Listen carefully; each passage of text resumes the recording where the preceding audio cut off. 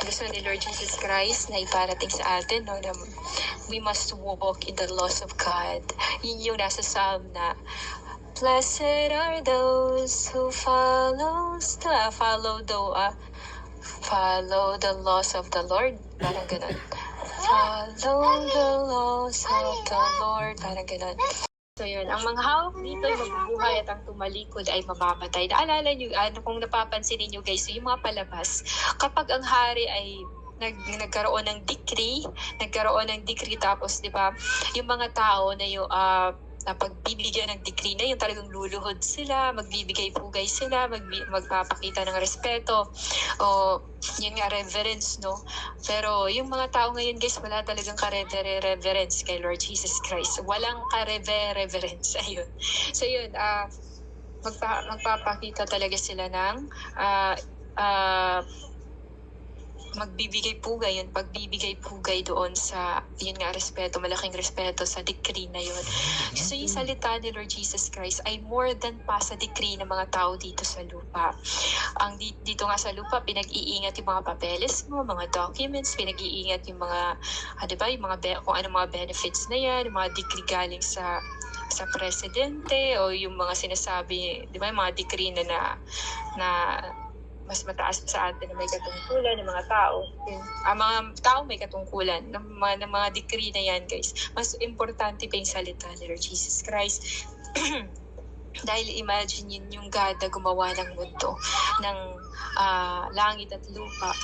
Oo, bayang Israel, tanggapin ninyo ang karunungan at lumakad kayo sa kanyang liwanag. So ang batas, di ba?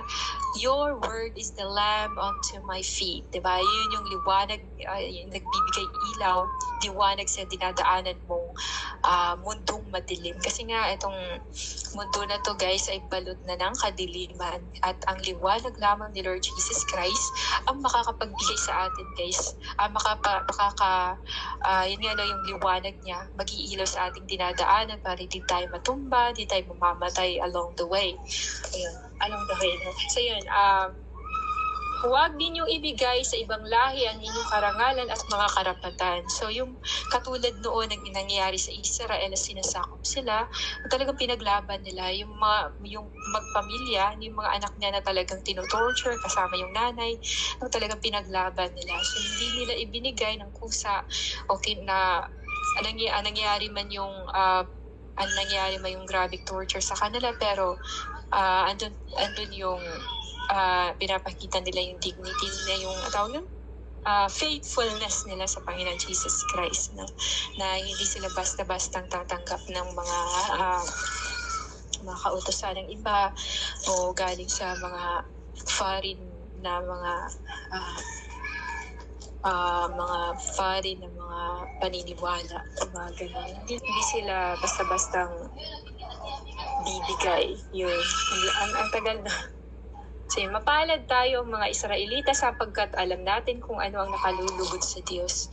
Sa ngayon na alam natin ang salitang ang Bible, yung Holy Bible, alam natin salita ng Lord kung anong makakapag-please sa Kanya o hindi. So, ayun, tawag dito, may reason na tayo para gawin, na parang napaka-bless mo dahil sinusunod mo, pinag-aralan mo yung salita ng Lord Jesus Christ. Yung salita na yun na nagpapatubo ng mga halaman, nagbibigay ng lakas sa tao, nagbibigay kapangyarihan, blessed kapag ganun pinag-aaralan. So yung mga books, may mga books din nga ang which, di ba, pinag-aaralan nila yung mga Latin na mga salita na yun. Tapos yun nga, kaso kailangan nilang mag-aalay, i-aalay nila o ibibenta nilang kanilang kaluluwa kay Satanas para lang makapag-acquire sila ng kapangyarihan. Pero kay Lord Jesus Christ, tatanggapin mo lang siya, susunod ka lang sa Kanya ng may pagmamahal. Then, yung lahat ng desire sa puso mo, ibibigay niya na walang kapalit. No? Ang gusto lang niya ay pagmamahal, yun lang. So, hindi katulad kay Satan na i-force ka guys para gawin ang bagay na ayaw mo. Hindi ka i-force ni Lord Jesus Christ dahil kung i-force ang tao, well, hindi na pagmamahal yun. Hindi na siya Diyos ng pagmamahal kung ganun ang gagawin niya. Lakasan ninyo ang inyong loob, mga kababayan, kung mga kababayan, kayong mga nalabi sa bayang Israel. Ipinagbili kayo sa mga dayuhan, hindi upang lipunin. Ipinasakop kayo sa iba sapagkat gidalit ninyo ang Diyos. Yun nangyari sa Israel dahil nag-disobey sila, kaya iba na yung nagmamay-ari din ng lupain nila. So, ganun din nangyayari guys kapag ang isang tao ay pumapatay. Hindi niya mamanahin. Hindi niya mamanahin guys yung lupa niya, kung anong meron siya. Kasi syempre magtatago-tago na siya. Iba na yung magmamana, iba yung tawag ng makabenepisyo doon sa niya guys, doon sa lupa niya o ari-ari niya. Siyon. Kinalimutan ninyo ang Diyos na walang hanggan na sa inyo'y nag-alaga sa pasimula at dinulutan ng pighati ang Jerusalem na sa inyo'y nag-aruga. Diba? Yun nga yung pag nagalit si Lord Jesus Christ, guys, sobrang tindi din. Pero hindi siya basta-basta nagagalit sa Lord. Kasi alam niya ang buhay ng tao ay para lang ting damo. Pag ito ay pinulot mo sa lupa, patay agad. So, ganun kaya si Lord hindi siya agad-agad nagagalit. Kasi pag nagalit siya, nag-execute agad ng judgment yun. At yun nga ay nangyari sa Israel. Kinalimutan nilang batas ni Lord. So, kinalimutan na din nila sa Lord Jesus Christ, syempre. At mas ginagawa nila or sinusunod nila yung mga foreign gods nila, yung mga pinaniniwalaan nilang mga Diyos-Diyosan na nakakamatay lang din sa kanilang kaluluwa. Yun nga, yun yung mga Diyos-Diyosan na yun ay gawa yun ng Diablo. So doon sila naniniwala. Siyempre at doon nakikipagrelasyon sila doon sa mga demonic spirits na yun na pasimuno sa Diyos-Diyosan. Ang mga mamamayan ko ipinabihag ng walang hanggang Diyos sa kanilang mga kaaway. Maligaya ko silang pinalaki, ngunit nanangis ako sa pagdadalamhati nang sila'y kunin sa akin. Nang nagdalamhati ang Panginoon Jesus Christ dahil inalagaan sa spiritual pero biglang lumiko ng landas. O di kaya mas pinili pa ang mundo, di kaya ang gawa ng Diablo. For God so loved the world, yun nga sa John 3 verse 16, inalagaan, minahal ng Panginoon, pero kinalimutan ng Diyos at sumamba sa ibang Diyos. Yun ang nangyayari. Huwag sanang igalak ninyo ang aking kasawian. Naiwan akong nangungulila at palo dahil sa pagkakasala ng aking mga mamamayan. Tinalikuran nila ang kautusan ng Diyos at ako'y naging isang bayang wasak at tiwangwang. Yun nga, so naalala ko yung mga gawa ni Lord Jesus Christ noon. Kung wala siya makikita talaga na nagpakabanal, wala man lang siya nakikita nag-evangelize o yung evangelize talaga na pure, no, na walang motibo, na hindi magandang, yun nga, na hindi magandang hangarin. Wala siyang nakikita siguro, kaya siguro ang isang lugar na papalo din ni Lord Jesus Christ, wala siyang nakita na yung mga churches hindi man lang lumalabas sa kanilang mga simbahan, kaya gano'n. So yun. May nangyayari din sa Cagayan de Oro, pati na din dun sa Iligan. Yung kwento ni Ate Shelley, yung na nagginip siya, tapos tinaas ni Lord ang kanyang kamay. Siguro sukdulan ng kasamaan ng tao na hindi na talaga kinaya ni Lord Jesus Christ at na-release talaga yung kanyang galit. Siyempre, ka-accompany ng galit, andun yung power ng punishment at under lahat ng mga tao doon. So wala talagang exempted, pati bata namatay, madami talagang nabaliw dahil doon. So magpapasalamat tayo kay Lord Jesus Christ dahil bago pa man ang rapture, bago pa ang mangyari ang rapture ay pinapakilala na niya tayo pinapaalam at nagpakilala na siya sa atin. Yan gano'n. Maligtad yung Tagalog ko. So, hindi nila pinahalagahan ang kanyang mga utos. Hindi pinahalagahan at ginagawa na lang kung anong gusto ng tao.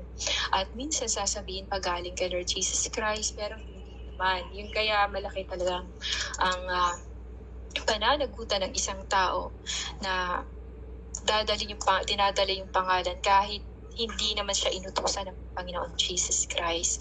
So, yun yung nangyari din sa mga propeta noon at ang kabayaran ay ang kamatayan. Mga karatig bayan ko, tingnan ninyo at alalahanin ang sinapit ng aking mga mamamayan. Sila ipinabihag ng Diyos na walang hanggan.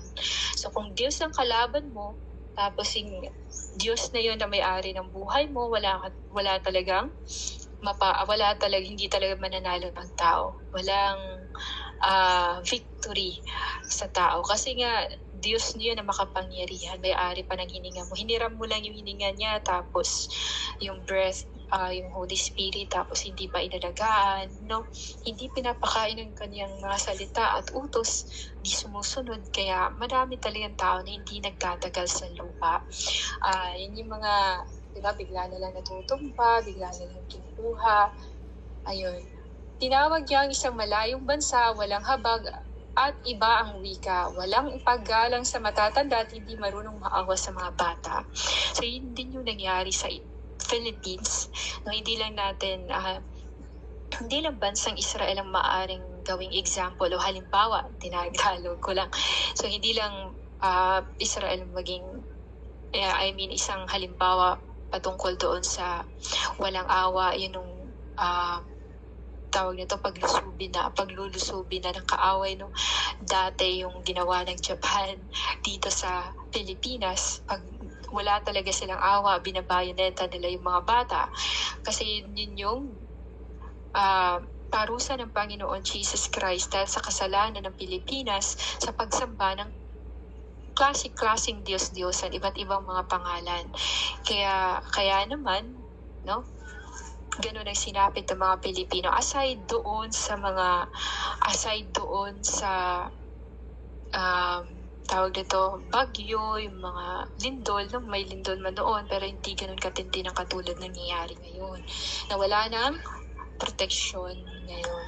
So yun nga, binihag nila ang mga anak ko at ako'y naiwang nangungulila. Mga anak, hindi ko kayo matutulungan kasi nga yung kasalanan ng mga tao ay humarang doon sa pagmamahal at proteksyon ng Panginoon Jesus Christ.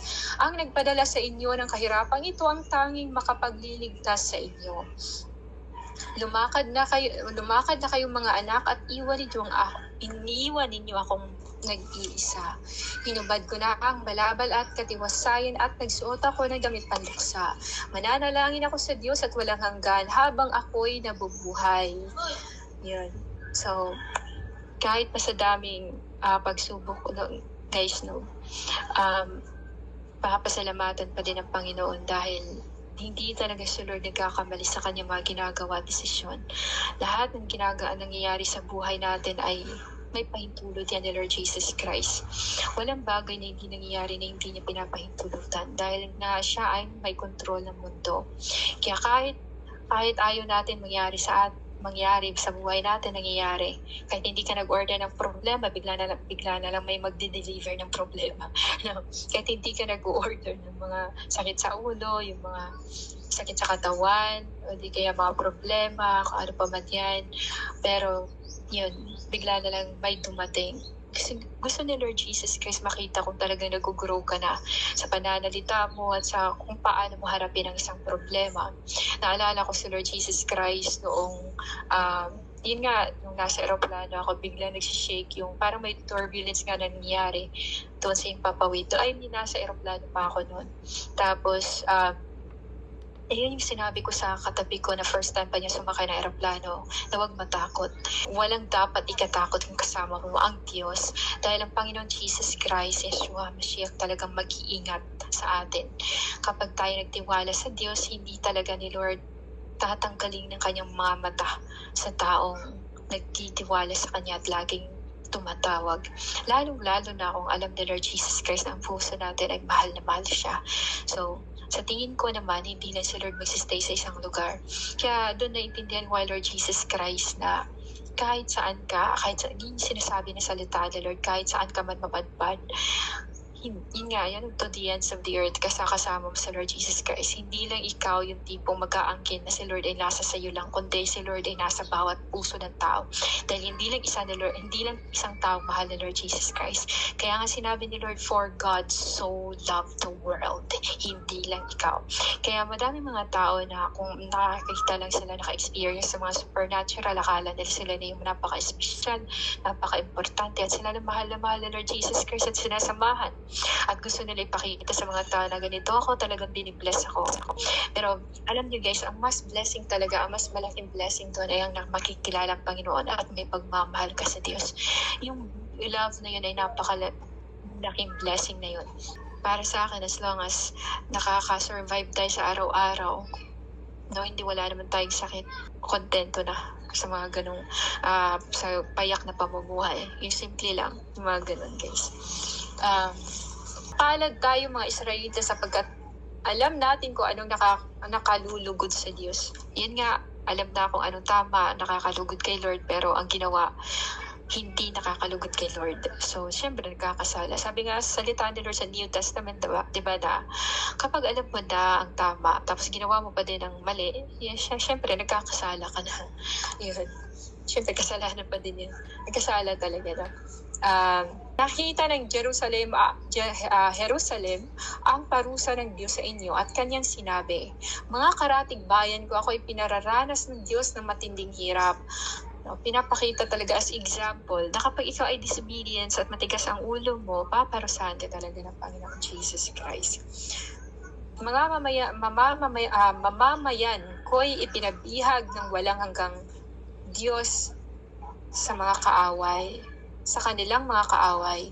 Maligaya ko silang pinalaki, ngunit nanangis ako sa pagdadalamhati nang sila'y kunin sa akin, nang ang kanilang mga puso ay nawala na sa Diyos. Huwag sanang igalak ninyo, bumalik pala ako guys, no?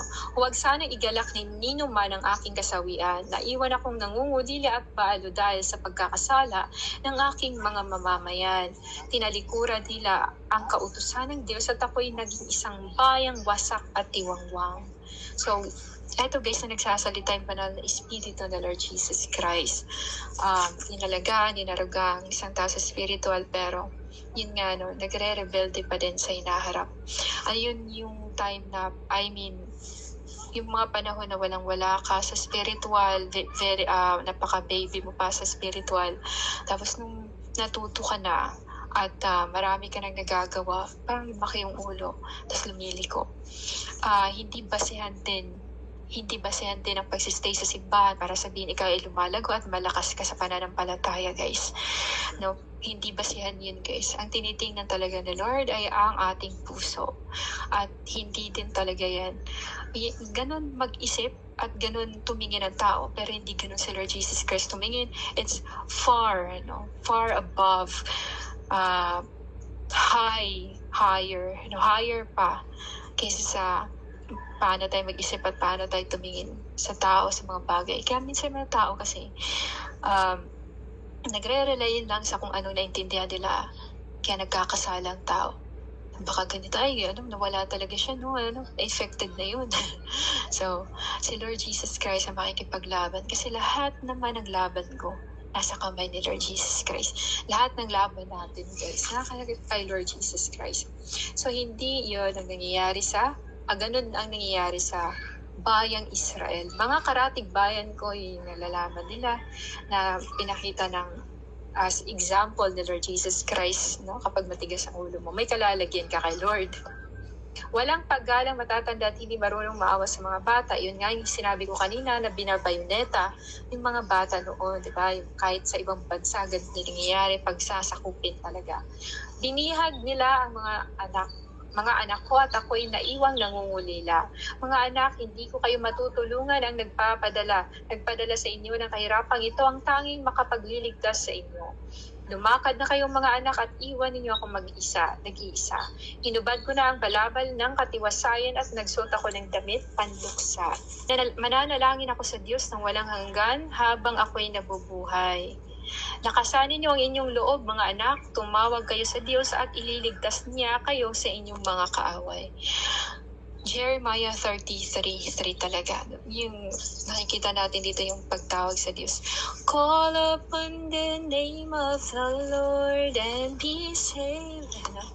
Ililigtas si Lord Jesus Christ. Dahil ang pangalan kasi ni Lord ay save.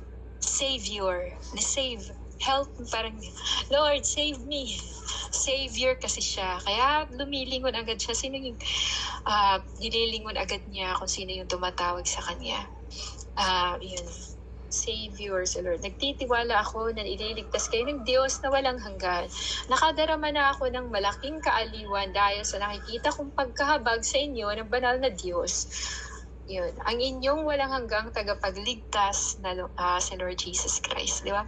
Sino bang pinansagan na tagapagligtas? Di ba? Yung Savior, nagpakamatay sa krus. Si Lord Jesus Christ. Yun. Ang inyong walang hanggang yun nga. Lumuha ako at nanangis ng kayo'y dinalang bihag, ngunit muli akong liligaya kapag kayo'y ibinalik na sa akin ng Diyos sa bayang Israel. Kung napapansin ninyo guys, nagsasalita ang kaalaman, wisdom. Sa bayang Israel, sa mga tao, mga nangyayari sa Israel, mga yung sitwasyon nila. Nakita ng mga karatig bayan ko ng kayo'y bihagin, ngunit hindi na magtatagal at makikita nilang dumarating ang Diyos na walang hanggan, na puspos ng kaluwalhatian upang kayo'y iligtas. Si Lord ang magpapalo, si Lord din ang magpapagaling. Si Lord ang magwawasak, siya din ang mag-aayos. Siya din yung mag-fix, guys. Guys, yun. Mga anak, tiisin ninyo ang pagdidisiplina sa inyo ng Diyos. No, dinidisiplina tayo sa sakit para matuto tayong makontento at wala tayong gana sa iba pang mga bagay. Minsan kasi, no, ginagamit ni Lord Jesus Christ yung sakit talaga para mas lalo mag-rely kay Lord at magiging kontento ka sa buhay na ibinigay niya. Pinapakita din sa atin ni Lord na ang ating buhay ay hiram lang din sa Kanya at temporary lahat. So, kapag dito pa lang sa buhay na temporary, hindi tayo nakokontento, no? Paano pa natin magagawa yung mga gusto ni Lord Jesus Christ? Paano tayo magiging isang servant o magandang halimbawa sa iba? Good servant kay Lord Jesus Christ. At paano marirelease yung mga makamunto nating desire. Kaya talagang dinadaan din sa sakit, kinokontrol sa sakit. Yun yung nangyayari din kay Paul. Kahit anong pilit niyang ipagdasal, tanggalin yun, pero sinabihan siyang, my grace is sufficient for you. My grace is sufficient for you to be contented and to trust me with all of your heart. And my grace is very, very much sufficient na mag-supply ng strength mo. Ganun guys yung sakit, yung mga problema, no? Yung grace na yun, very sufficient sa lahat ng mga hinaharap natin ng mga problema, pagsubok na yan, nagpapasalamat tayo sa banal na kaluwalhatian, grace ng Panginoon Jesus Christ, Yeshua Mashiach. At lahat ng ito alam natin ay galing sa grasya ng Panginoon. Grasya ng Panginoon lahat ng ito.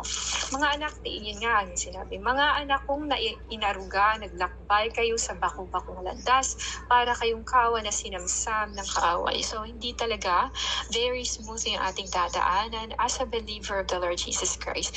Dahil si Lord, nung daladala niya yung krus, ay dumaan siya, guys, napakahirap na daan papuntang Kalbaryo. No? Ang layo pa nun, guys. Pero nilakad lang niya, nagkanda, dapa siya, pero bumangon siya. Nagkanda, dapa man tayo sa kasalanan, dahil sa weaknesses natin, dahil sa mga nangyayari sa paligid natin, guys. Pero si Lord Jesus Christ, no, ay ibabangon tayo ng katulad ng pagbangon niya, no, dala-dala niya ang ating mga kasalanan, yung krus na yon, yung parusa na sana'y para sa atin. So, lakasan ninyo ang inyong loob, mga anak. Tumawag kayo sa Diyos. Aalalahanin kayo ng nagtakda sa inyo na maranasan ang ganitong kalagayan para maintindihan kung anong gusto ni Lord. Mahirap talaga, guys, intindihan mga gusto ni Lord. Para maintindihan yon, guys, dadanas ka ng kahirapan. Paparanas sa iyo yung mga bagay na never mo pang naranasan. Yung ayaw mong mangyari, yung masyadong mabigat sa pakiramdam. ipaparanas ni Lord Jesus Christ. Papagapang ka na, Lord, para maintindihan mo kalaunan kung ano talaga ang pasensya, pagmamahal, ang will ni Lord, kung anong gusto ni Lord para sa buhay mo. At kung paano o anong version na tao ang gusto ni Lord Jesus Christ na maging ikaw. Noon kayo ay lumayo sa Kanya, ngayon na may magbalik loob kayo at maglingkod sa Kanya.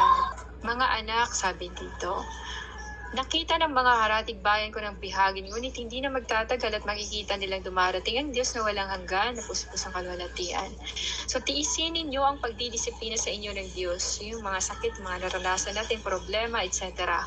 Lakasan ninyo inyong loob, mga anak. Ayun nga, sinabi, bumalik ako. Pero yun, 28, noon kayo ay lumayo sa Kanya, ngayon na may magbalik loob kayo at maglingkod sa Kanya ng buong pagsisikap. Ibig sabihin, try your best. Na wala talagang perfect na mga gawa ng tao, guys. Walang perfect, pero ang gusto lang ni Lord, try your best. At di si Lord nakikita na talagang mahal niya ako kasi kahit nahirapan siya, ginagawa pa din niya. Noon kayo niya, lumayo tayo kay Lord Jesus Christ, pero binalik ulit tayo sa kanyang mga bisig. Niyakap ulit tayo ni Lord, para tayong prodigal daughter, prodigal son, pero binalik tayo ni Lord Jesus Christ sa kanyang bisig, no? Ang Diyos na nagpadala sa inyo ng kahirapang ito, ang siya rin magkakaloob sa inyo ng ligayang walang katapusan kapag kayo'y iniligtas na niya sa panahon ng rapture. So hindi nga tama nga sinasabi sa salita ni Lord na hindi may kumparaang kaharian ng Panginoon. Tibayan mo ang iyong loob, Jerusalem. Aalipin ka ng Diyos na sa iyo ay nagbigay ng pangalan. Kawawa mga nagpahirap sa iyo at ang natuwa sa iyong pagbagsak. Nang kahit na pinagtatawanan ka dahil sa mga mistakes mo dati, pinagtatawanan ka dahil sa iyong pag-alis ng church, parang gano'n. Pinagtatawanan ka dahil infected ka, kung ano-ano na lumalabas sa kanilang bibig. Pero may parusa talaga na nakahanda para sa kanila, guys. Yun.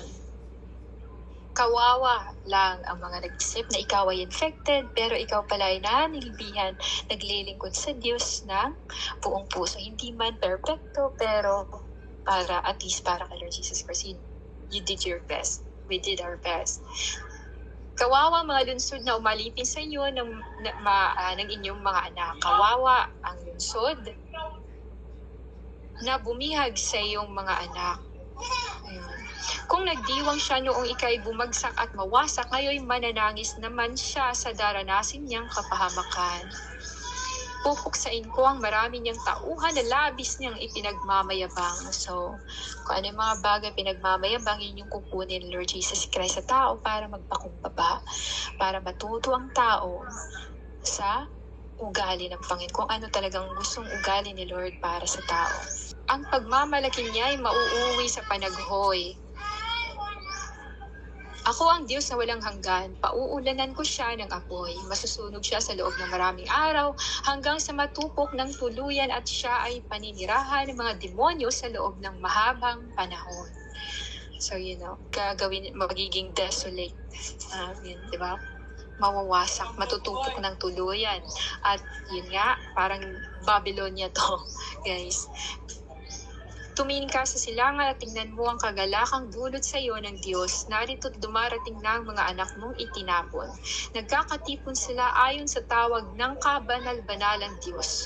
Dumarating sila mula sa silangan at sa kanluran na nagpupuri sa kanyang kaluwalhatian. Kaya darating ang panahon na mag-rapture, guys. Lahat ng ating mga paghihirap ay tatanggalin ng Lord Jesus Christ at papalitan ng kaligayahang walang hanggan.